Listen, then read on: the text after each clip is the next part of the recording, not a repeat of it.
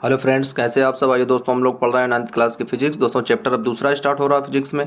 तो आइए देख लेते हैं दोस्तों कौन सा चैप्टर है। दोस्तों चैप्टर का नाम है बल तथा गति के नियम। तो डाल लेते हैं दोस्तों हेडिंग। चैप्टर दोस्तों ये है सेकेंड। क्या है दोस्तों? गति तथा बल के नियम। गति तथा बल के नियम। तो आइए दोस्तों हेडिंग डाल लेते हैं, गति तथा बल के नियम। तो दोस्तों हेडिंग पड़ गई। अब आइए दोस्तों देख लेते हैं, डेफिनेशन डाल लेते हैं हेडिंग कि बल क्या होता है। तो आइए यहाँ पर देख लेते हैं दोस्तों।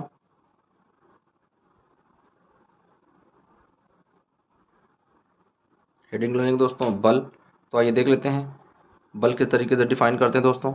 बल क्या होता है? यह किसी भी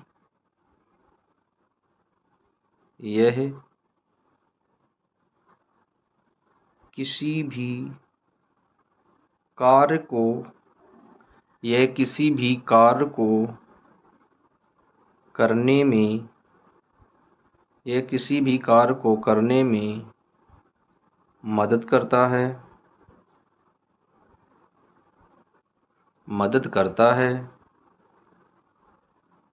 यह किसी भी कार्य को करने में मदद करता है दोस्तों। क्या कहलाता है? बल कहलाता है।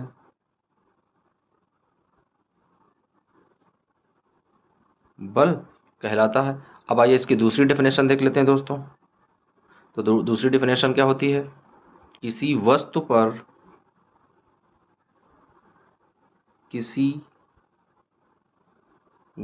पर बल लगाकर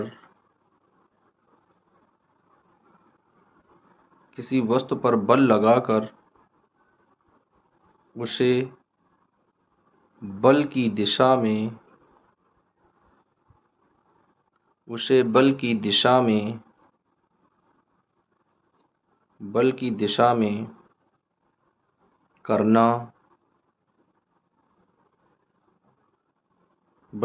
में करना यह कारक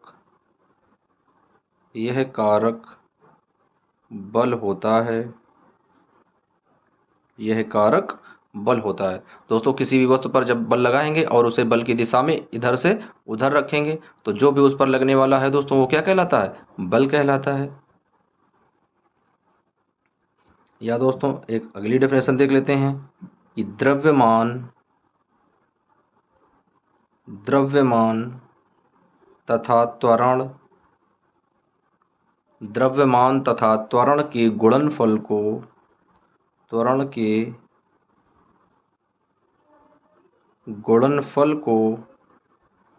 द्रव्यमान तथा त्वरण के गुणनफल को बल कहते हैं। त्वरण के गुणनफल को बल कहते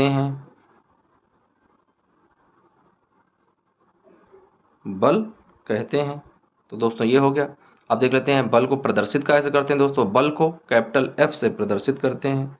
तो लिखेंगे बल को F से प्रदर्शित करते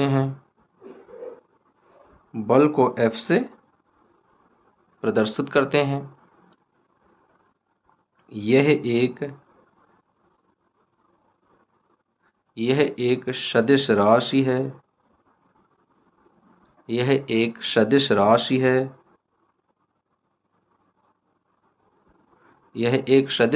है। SI पद्धति में इसका मात्रक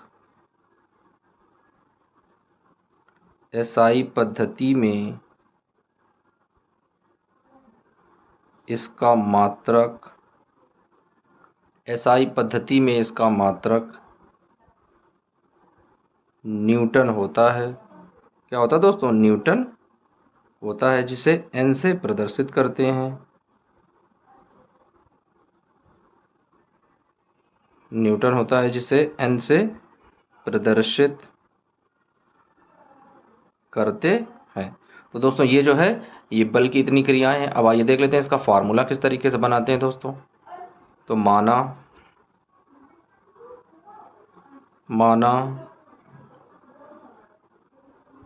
किसी वस्तु का माना किसी वस्तु का द्रव्यमान,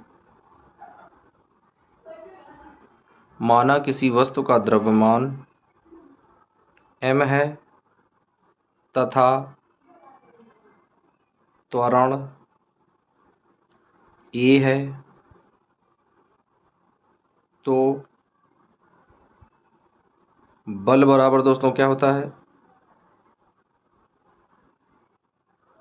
द्रव्यमान गुणे त्वरण। अब आइए दोस्तों इसका फार्मूला बना लेते हैं। तो क्या आ जाएगा, बल को कैसे लिखते हैं, F से, तो F बराबर द्रव्यमान को लिखेंगे m से, m इंटू ए, त्वरण को a से लिखते हैं दोस्तों। तो इक्वेशन क्या आ जाएगा यहाँ पर बन के दोस्तों, इक्वेशन आ जाएगा F equal to m into a. तो ये दोस्तों इक्वेशन आ गया और इसे इस तरीके से बंद कर देते हैं। और यही दोस्तों क्या है, ये बल का सूत्र है। क्या है दोस्तों, ये बल का सूत्र है। अब आइए देख लेते हैं जो ये बल का सूत्र दोस्तों, इसका एसआई पद्धति में मात्रक तो न्यूटन होता है, लेकिन सीजीएस पद्धति में मात्रक देख लेते हैं। तो यहाँ पर लिख लेंगे दोस्तों सीजीएस पद्धति में मात्रक, दोस्तों सीजीएस पद्धति में इसका मात्रक होता है डाइन। क्या होता है, डाइन। और दोस्तों एक डाइन बराबर क्या हो जाता है, 10⁻⁻7।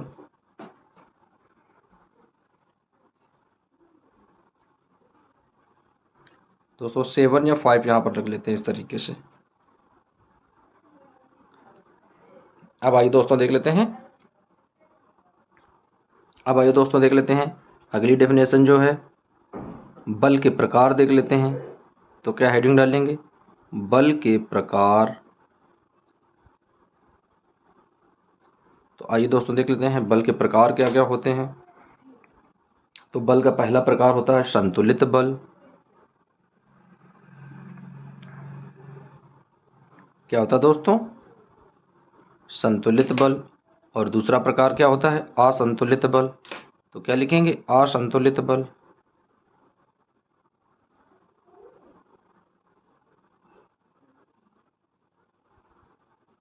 असंतुलित बल, तो इस तरीके से दोस्तों लिख लेते हैं। अब आइए देख लेते हैं संतुलित बल क्या होते हैं। तो हेडिंग डाल लेते हैं संतुलित बल।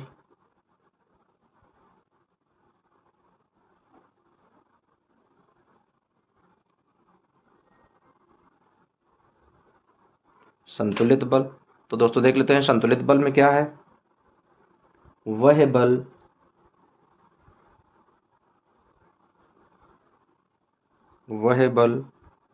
संतुलित बल कहे जाते हैं। वह बल संतुलित बल कहे जाते हैं। वह बल संतुलित बल कहे जाते हैं जब वे एक दूसरे को, जब वे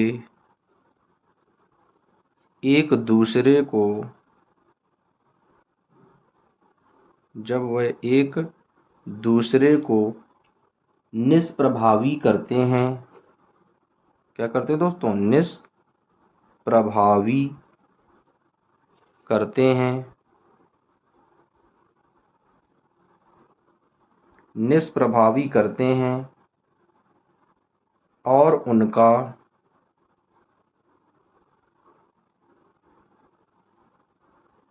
निष्प्रभावी करते हैं और उनका परिणामी नेट बल, और उनका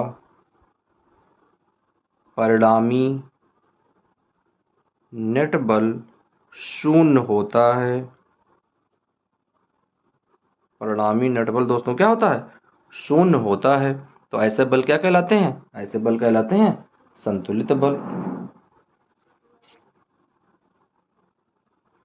अब आइए दोस्तों अगली डेफिनेशन देख लेते हैं, उसमें क्या है, असंतुलित बल को देख लेते हैं कि असंतुलित बल क्या होते हैं। तो दोस्तों अगली डेफिनेशन डालेंगे असंतुलित बल।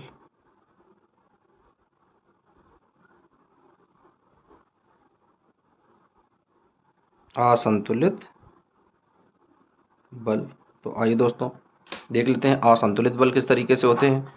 तो दोस्तों इसमें क्या है, जब किसी वस्तु पर जब किसी वस्तु पर लगे अनेक बलों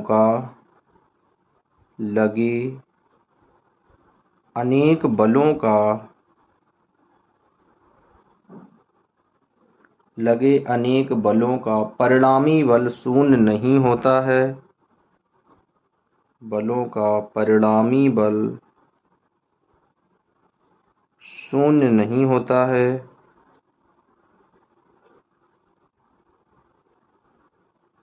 शून्य नहीं होता है।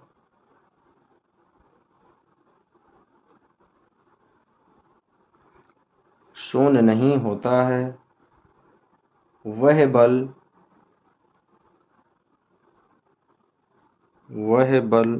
असंतुलित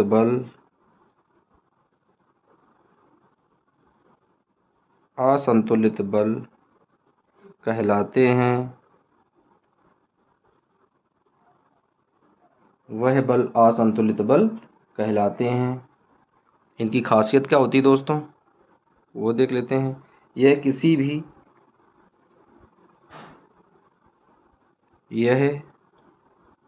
भी स्थिर वस्तु को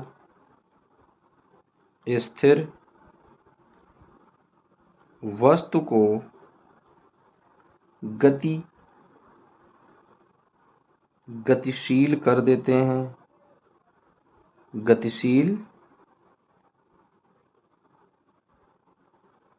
कर देते हैं। इनकी खासियत क्या होती है, ये किसी भी वस्तु को क्या करते हैं, गतिशील कर देते हैं दोस्तों। यह गतिशील वस्तु के वेग को कम या ज़्यादा कर सकते हैं। यह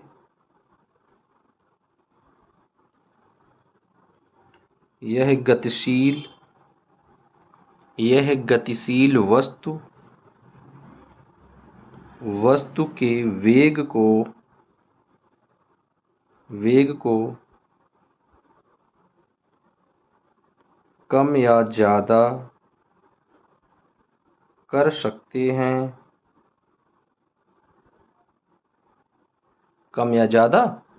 हैं। दोस्तों इनकी ये खासियत होती है। तो ये कैसे होते हैं, ये होते हैं असंतुलित बल। अब आइए दोस्तों देख लेते हैं अगली डेफिनेशन क्या है। तो दोस्तों अगली डेफिनेशन है गति के नियम। तो देख लेते हैं दोस्तों, गति के कौन कौन से नियम होते हैं, आइए दोस्तों उनका उल्लेख कर लेते हैं। तो गति के देख लेते हैं। गति के नियम के लिए सबसे सर्वप्रथम किसने दिया दोस्तों, तो दिया है गैलीलियो ने। तो क्या लिखेंगे, गैलीलियो के अनुसार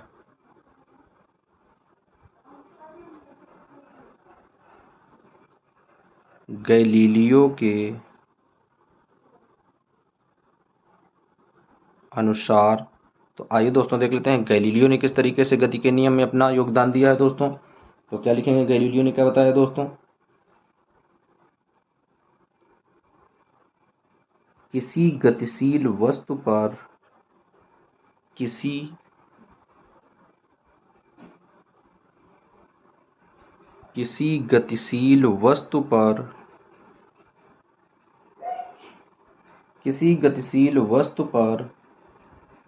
तब तक स्थिर या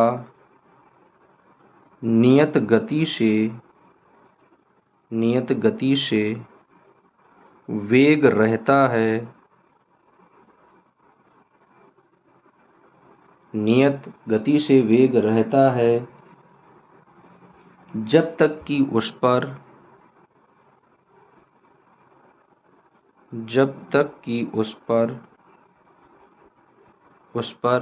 कोई बाह्य बल, कोई असंतुलित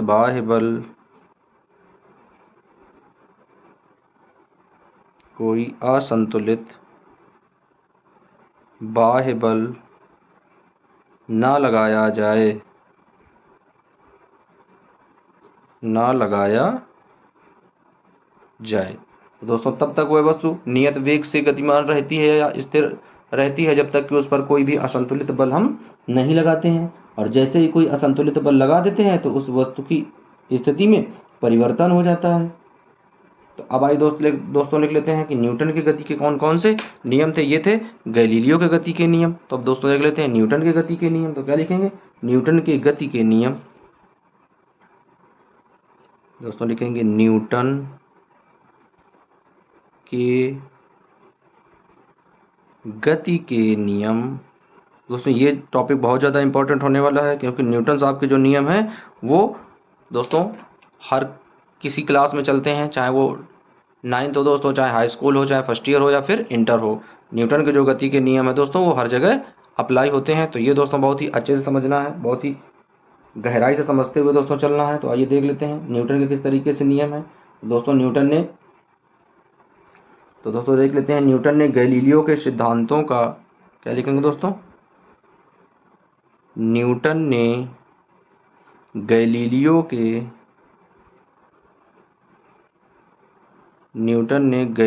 के सिद्धांतों का अध्ययन किया।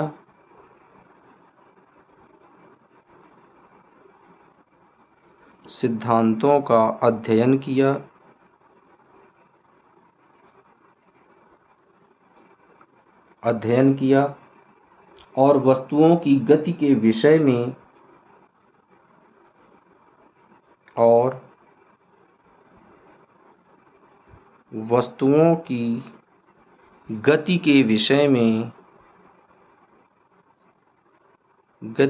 विषय में तीन नियम प्रतिपादित किए।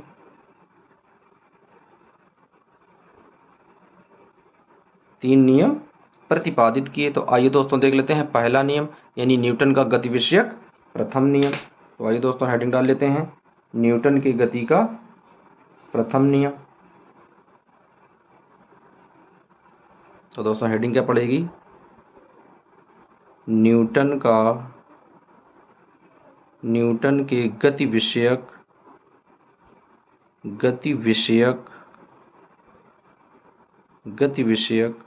प्रथम नियम।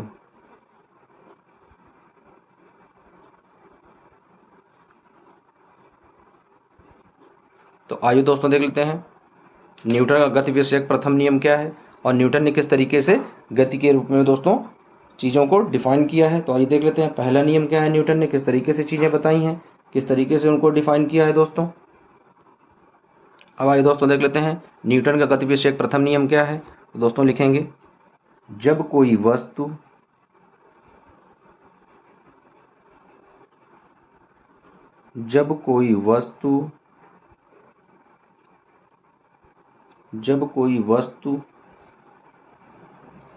अपनी विराम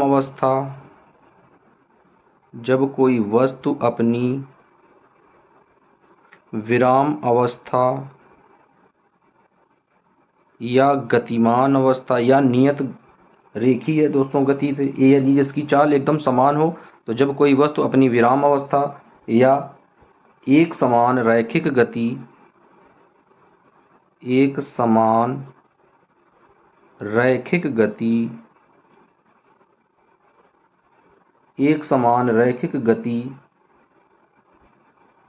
की अवस्था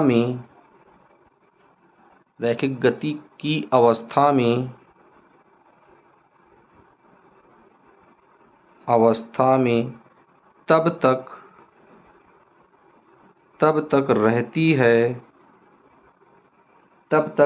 है जब तक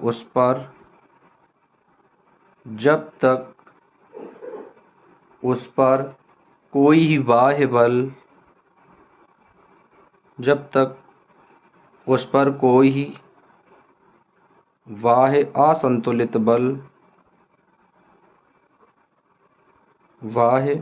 असंतुलित बल कार्य न करे। तो दोस्तों यह क्या है?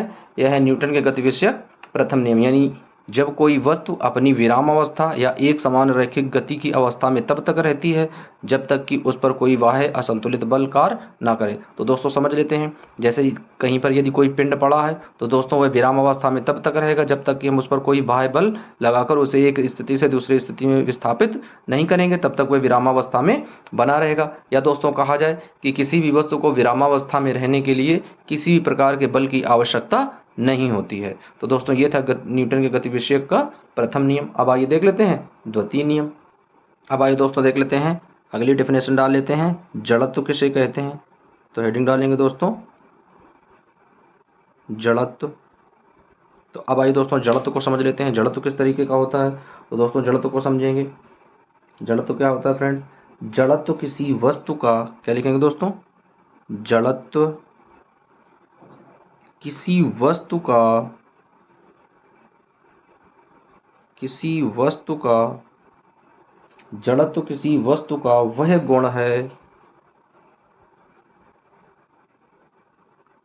जड़त्व किसी वस्तु का वह गुण है जिसके कारण, वह गुण है जिसके कारण, वह गुण है जिसके कारण वह अपनी विराम अवस्था, वह अपनी विराम अवस्था,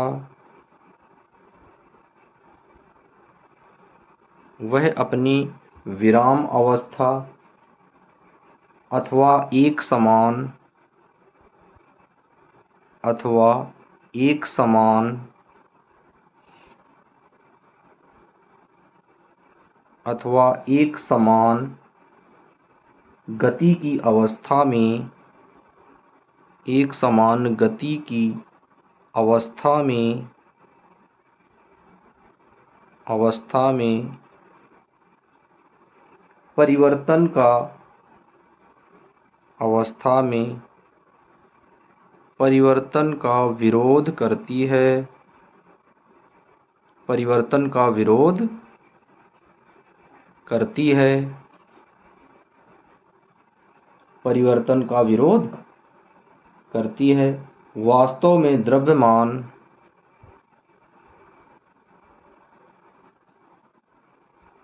वास्तव में द्रव्यमान किसी वस्तु के जड़त्व का माप है, द्रव्यमान किसी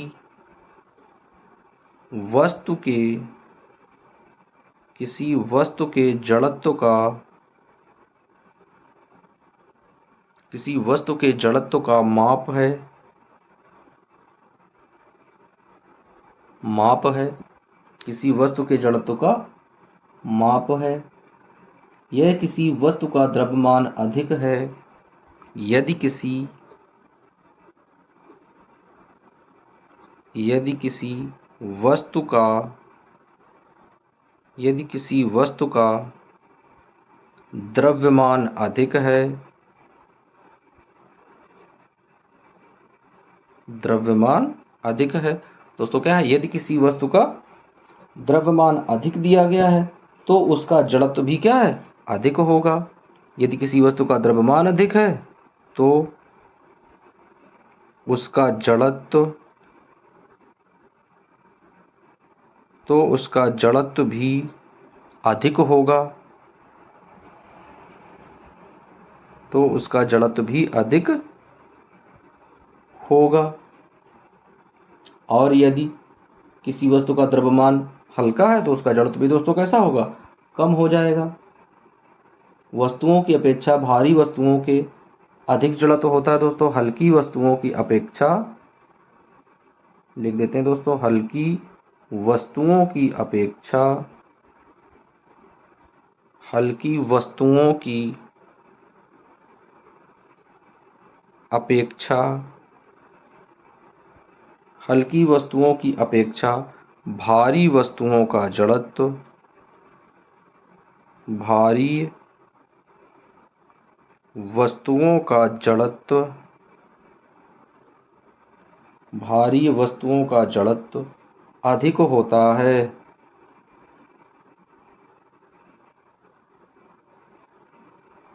अधिक होता है। तो दोस्तों इस तरीके से हमने समझ लिया कि जड़त्व क्या होता है। अब आइए इसे समझ लेते हैं एक बार। अब आइए दोस्तों देख लेते हैं अगली डेफिनेशन दोस्तों। तो अगली डेफिनेशन क्या है दोस्तों? अगली डेफिनेशन है संवेग। तो डाल लेते हैं दोस्तों क्या? संवेग। अब आइए संवेग को समझ लेते हैं दोस्तों। संवेग क्या है? संवेग किस तरीके से चलता है दोस्तों? तो किसी वस्तु में समाहित, दोस्तों क्या होता है ये? किसी वस्तु में समाहित, किसी वस्तु में समाहित गति की कुल मात्रा को, गति की कुल मात्रा को, गति की कुल मात्रा को संवेग कहते हैं। संवेग कहते हैं दोस्तों। गति की कुल मात्रा को क्या कहते हैं? संवेग कहते हैं। किसी वस्तु का संवेग, किसी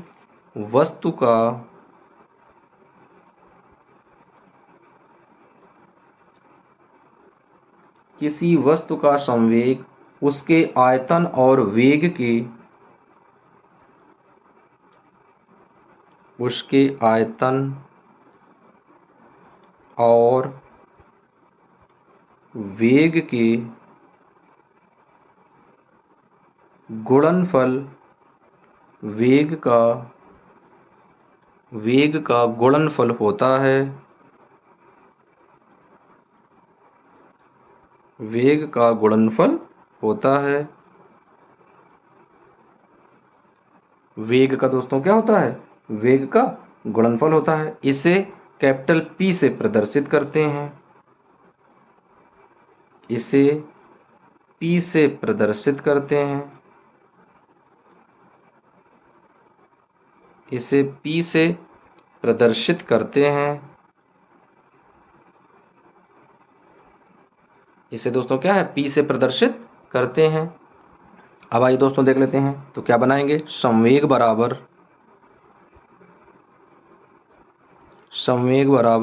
द्रव्यमान गुणे वेग। अब आइए दोस्तों देख लेते हैं संवेग को कैसे लिखते हैं। P से, तो P बराबर द्रव्यमान दोस्तों m और इंटू V बराबर होता है वेग। तो इसकी इक्वेशन में दोस्तों क्या आ जाएगा? P बराबर mv। अब आइए इसे बंद कर देते हैं। तो यही दोस्तों क्या मिल गया? फार्मूला बन गया। इस तरीके से संवेग का फार्मूला प्राप्त हो गया। अब दोस्तों आइए इसके कुछ एग्जाम्पल देख लेते हैं किस तरीके से हम लोग संवेग को और जड़त्व को डिफाइन करते हैं। दोस्तों क्या है? किसी भी पत्थर, कंकड़ या किसी भी अन्य वस्तु को फेंककर मारने से व्यक्ति दोस्तों क्या होता है? घायल हो जाता है, क्योंकि वस्तु का संवेग अधिक होता है। दोस्तों यदि किसी के हम कोई एक छोटा सा कंकड़ ले लें या छोटा सा पत्थर ले लें और दोस्तों उसे किसी के कस के एकदम से सर में दे मारे, तो दोस्तों क्या होता है? घायल हो जाता है, उसका सर फट जाता है, खून निकलने लगता है। ऐसा क्यों होता है? क्योंकि दोस्तों वो जो कण है, उस कण का संवेग अधिक होता है। उसका द्रव्यमान अधिक नहीं होता है, लेकिन उसका संवेग जो है दोस्तों, जो उसका वेग है, जिस वेग से वो चीज़ फेंकी जाती है, वो चीज़ अधिक होती है। तो इसी के कारण वह व्यक्ति घायल हो जाता है और उसका सर फट जाता है। तो दोस्तों ये क्या होता है? ये इसका एग्जाम्पल होता है। दोस्तों क्या एक छोटी सी बंदूक की गोली किसी भी व्यक्ति की जान ले सकती है दोस्तों। अब दोस्तों कल्पना कीजिए कि बंदूक की गोली कितनी छोटी होती है, लेकिन किसी भी व्यक्ति के जैसे ही शरीर में इंटर करती है तो उसके शरीर में पूरा एकदम, जब पीछे से देखेंगे दोस्तों, तो पूरा जो एरिया होगा वो पूरा साफ हो जाएगा। यानी पूरे जो मांस के लोथड़े हैं वो भी साथ में ले जाएगी। यानी उस बंदूक की गोली का जो संवेग है, जो वेग है, वो बहुत ज़्यादा अधिक होता है। इसी वजह से व्यक्ति की जान चली जाती है। नहीं तो दोस्तों देखा जाए कि जो बंदूक की गोली होती है उसमें छोटा सा छर्रा होता है दोस्तों, और वो छर्रा क्या करता है? मनुष्य की जान का दुश्मन बन जाता है, क्योंकि उसका संवेग बहुत अधिक होता है। दोस्तों अगला एग्जाम्पल क्या है? जैसे कोई दोस्तों चलती हुई गाड़ी है, जैसे मान लो दोस्तों कोई बस है और उस बस में आप खड़े हैं, और जैसे ही बस अपनी गति से चल रही है और यदि बस का ड्राइवर अचानक बस को ब्रेक लगा दे, तो दोस्तों क्या होता है कि जो भी व्यक्ति उसमें खड़ा होता है वो आगे की ओर झुक जाता है। तो दोस्तों ऐसा किस कारण होता है? ऐसा होता है जड़त्व के कारण, क्योंकि संवेग क्या होता है दोस्तों, बस के साथ साथ जो उस व्यक्ति उसमें खड़ा है वो भी गति करता है दोस्तों, लेकिन जैसे ही बस का ड्राइवर बस को रोक देता है तो बस की गति तो दोस्तों विरामावस्था में आ जाती है, लेकिन उसके अंदर जो खड़ा मनुष्य है उसके जो शरीर का दोस्तों जो गति है वो संवेग उसी दिशा में होता है, इस वजह से उसका शरीर जो है आगे की ओर झुक जाता है। दोस्तों आप लोग कभी अनुभव करना, यदि कभी आप बस से यात्रा कर रहे हों और आप एकदम से खड़े हों और बस एकदम से चल पड़े तो एकदम से शरीर पीछे की ओर हो जाता है दोस्तों। कई बार क्या होता है, कई यात्री गिर भी जाते हैं, और यदि आप खड़े हैं और बस का ड्राइवर अगर एकदम से रोक दे तो कई बार कई लोग आगे की ओर एकदम झुक जाते हैं और गिर भी पड़ते हैं। तो दोस्तों ये सब किसके कारण होते हैं, ये सब होते हैं संवेग के कारण, क्योंकि वस्तु का जो संवेग होता है वो अधिक हो जाता है। तो अब आइए देख लेते हैं इसकी आगे की डिफिनेशन। अब दोस्तों देख लेते हैं, यदि कोई वस्तु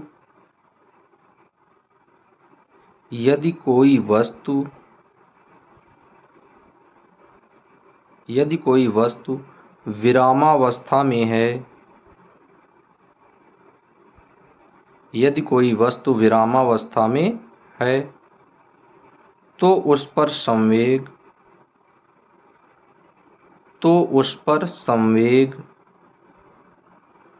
तो आइए दोस्तों देख लेते हैं, यदि कोई वस्तु विरामावस्था में है तो उस पर संवेग क्या होगा। तो दोस्तों द्रव्यमान देख लेते हैं, द्रव्यमान तो वही हो जाएगा, द्रव्यमान क्या हो जाएगा, द्रव्यमान दोस्तों m हो जाएगा।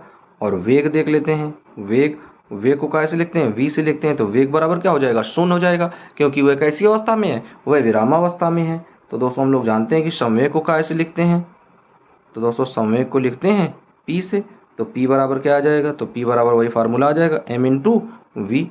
तो p बराबर दोस्तों क्या लगाएंगे, m इंटू वी का मान क्या दिया गया है, v का मान शून्य दिया गया है, तो यहाँ पर शून्य आ जाएगा। तो इस वजह से जब p का मान निकालेंगे तो दोस्तों जब किसी संख्या का शून्य में गुणा करते हैं तो वो शून्य आ जाता है। तो इस तरीके से वहाँ पर संवेग क्या हो जाएगा, संवेग भी वहाँ पर दोस्तों शून्य हो जाएगा। तो इस तरीके से जो संवेग है वो भी वहाँ पर शून्य प्राप्त हो जाएगा, शून्य प्राप्त होगा। तो दोस्तों संवेग को हमने देख लिया। अब आइए देख लेते हैं संवेग का एसआई पद्धति का मात्रक। तो दोस्तों क्या लिखेंगे,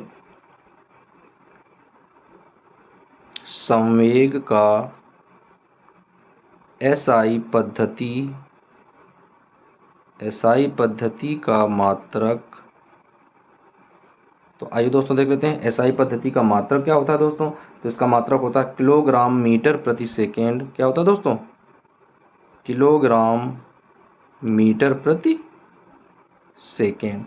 दोस्तों इसे लिखते कैसे हैं, तो इसे लिखते हैं किलोग्राम को केजी से, मीटर को एम से और अपॉन में सेकेंड, इस तरीके से, या केजी मीटर सेकेंड इनवर्स, इस तरीके से लिख देते हैं दोस्तों। ये इसका एसआई पद्धति का मात्रक दिया गया है।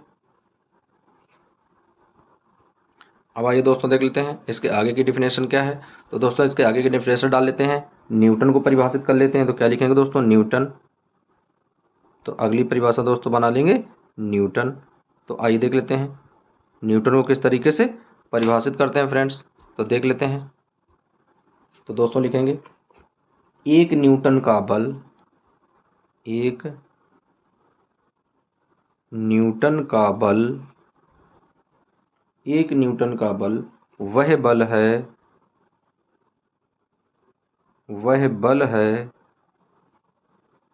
जो 1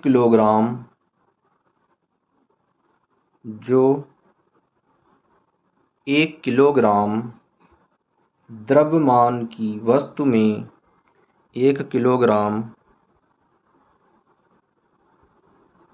द्रव्यमान की वस्तु में 1 किलोग्राम द्रव्यमान की वस्तु में 1 मीटर प्रति सेकेंड स्क्वायर का त्वरण उत्पन्न कर दे।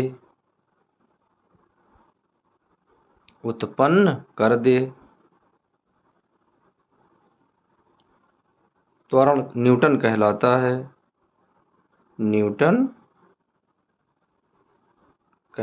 है, अब आइए दोस्तों देख लेते हैं किस तरीके से इसे परिभाषित करेंगे दोस्तों। तो बल का फार्मूला लगा देते हैं। बल का फार्मूला क्या होता है, F बराबर m इंटू ए। अब दोस्तों यहाँ पर मान लेते हैं कि जो m बराबर है वो दिया गया है 1 kg, और जो a बराबर दिया गया दोस्तों वो है 1 मीटर प्रति सेकेंड स्क्वायर। तो अब आइए दोस्तों यहाँ पर इसका मान रख देते हैं। तो F बराबर क्या आ जाएगा, तो F बराबर आ जाएगा दोस्तों m की जगह क्या आ जाएगा 1 kg इंटू a की जगह दोस्तों क्या आ जाएगा 1 मीटर प्रति सेकेंड स्क्वायर। अब दोस्तों यहाँ पर मान रखेंगे तो F बराबर क्या आ जाएगा दोस्तों, जब F का मान रखेंगे तो यहाँ पर एक का एक में गुणा करेंगे एक ही आ जाएगा, और क्या आ जाएगा दोस्तों kg मीटर प्रति सेकेंड स्क्वायर। दोस्तों kg मीटर प्रति सेकेंड स्क्वायर को काहे में बदल देते हैं, इसे कहते हैं न्यूटन। तो आ जाएगा F बराबर 1 न्यूटन दोस्तों, क्योंकि यहाँ पर देख लेते हैं न्यूटन बराबर क्या होता है, तो न्यूटन बराबर होता है दोस्तों kg मीटर प्रति सेकेंड स्क्वायर। ये दोस्तों न्यूटन का मान होता है, तो यहाँ पर n रख लिया। तो इस तरीके से यहाँ पर बल कितना प्राप्त हुआ दोस्तों, तो F बराबर प्राप्त हो गया 1 न्यूटन का। तो इस तरीके से न्यूटन को परिभाषित करते हैं दोस्तों। अब ये देख लेते हैं दोस्तों जो बल है वो किस तरीके से सदिश राशि होती है। तो आइए नेट बल दोस्तों यहाँ पर देख लेते हैं किस तरीके से इसे सदिश राशि के रूप में लगाएंगे। तो दोस्तों मान लेते हैं यह कोई एक बॉक्स रखा हुआ है इस तरीके से, और इस बॉक्स का दोस्तों जो वजन है वेट है वो है 100 kg। दोस्तों इस साइड से जो बल लग रहा है वो है 10 न्यूटन का, और इस साइड से भी जो बल लग रहा है वो भी है 10 न्यूटन का। तो दोस्तों इस पर देख लेते हैं परिणामी बल क्या हो जाएगा, क्या लिखेंगे दोस्तों परिणामी बल।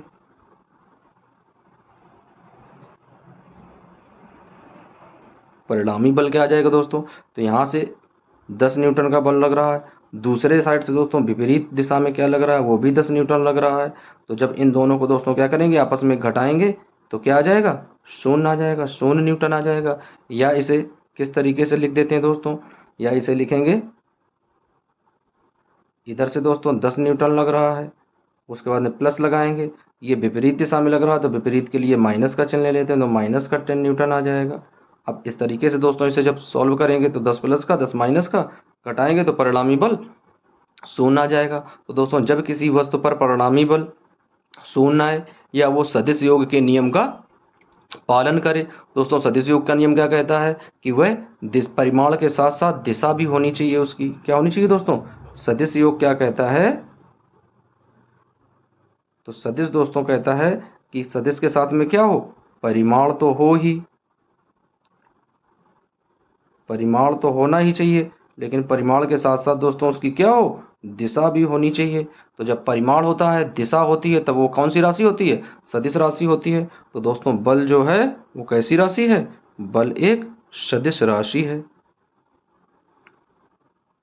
बल एक सदिश राशि है। तो दोस्तों इस तरीके से हम लोगों ने न्यूटन को परिभाषित कर लिया। अब दोस्तों इसके आगे के टॉपिक नेक्स्ट वीडियो में क्लियर करेंगे।